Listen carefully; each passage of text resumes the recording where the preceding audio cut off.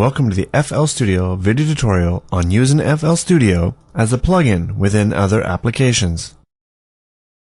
FL Studio can be loaded and used as either a VSTI or DXI plugin from within other compatible applications. In this mode of operation, the output of FL Studio is sent to the host. The host controls the play and stop events as well as the tempo. You can also control FL Studio channels and parameters using MIDI, and send each mixture track to a separate output, if the host supports VSTI or DXI multiple output plugins. Okay, using FL Studio as a plugin is easy, so let's get started. First of all, we need to confirm that FL Studio VSTI or DXI connection plugins are installed on your system. Normally, FL Studio will ask where to copy the VSTI connection plugin during the installation of FL Studio itself, and also lets you register the DXI connection plugins. If for some reason you didn't do this during the main FL Studio installation, you can do it now by clicking Start, Programs, FL Studio, Advanced, Install Plugin Version.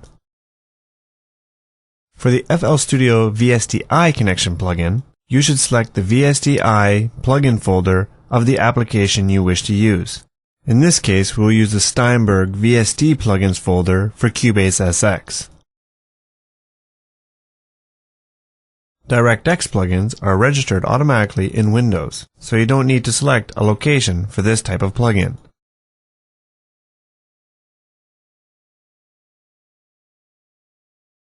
Okay, now we have the FL Studio connection plugin available in our host program.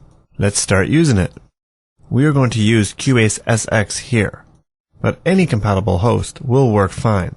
First of all, start the host application and load an instance of the FL Studio VSTI or DXI connection plugin. Here I have the FL Studio plugin loaded in Cubase SX. And here is the FL Studio VSTI plugin. You can open up the FL Studio interface by clicking on the FL Studio icon. You can work as usual in FL Studio, load projects, edit projects and melodies. However, the output of FL Studio is now being sent to the host application. Here we can see that the FL Studio outputs appear in the Cubase SX mixer, where you can apply any of Cubase's internal processing options.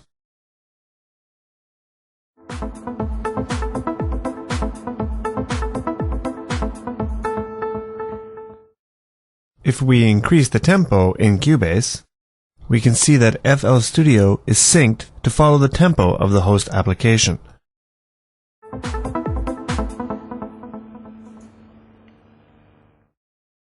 Okay, so now if we go back to the FL Studio interface and into the Options Audio Settings menu, we can select to have FL Studio follow the host application by slaving to its tempo, or just to follow the tempo that you have set in FL Studio itself.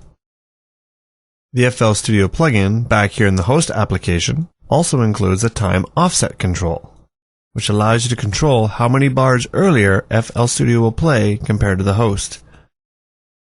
With negative values, FL Studio will start later than the host, as in this case, 10 bars late. When you want to hide the FL Studio interface and work in the host, don't use the minimize button as you might usually do. Use the close button. FL Studio will remain active. The FL Studio VSTI version comes in two flavors: a single output version, which I am using here, or a multiple output version. The multiple output version can have up to 16 outputs. The single output version will mix all of the output of FL Studio into one stereo pair. But the multiple channel version will allow you to link each channel in the mixer to one of 16 stereo pairs. You can then mix each stereo output in the host. To select an output for a specific track, look in the mixer of FL Studio and select the I/O routing. For each channel, you can see you have a choice of up to 16 outputs. All FL Studio channels can be controlled via MIDI messages from the host. To do so, create a MIDI channel in the host and assign its output to FL Studio. Then, from the instruments list, you'll be able to see all the different instruments that are available in FL Studio. Just select the name of the channel you wish to control. Okay, that's about it. We hope you've enjoyed this tutorial, and you now have a good feeling for using FL Studio as a DXI or VSTI plugin from your host application. Of course, there isn't time in a short video to cover all the possible options. FL Studio comes with excellent online documentation, which you can use alongside this tutorial to answer more detailed questions as your knowledge of the program increases. Thanks for your attention and have fun with FL Studio.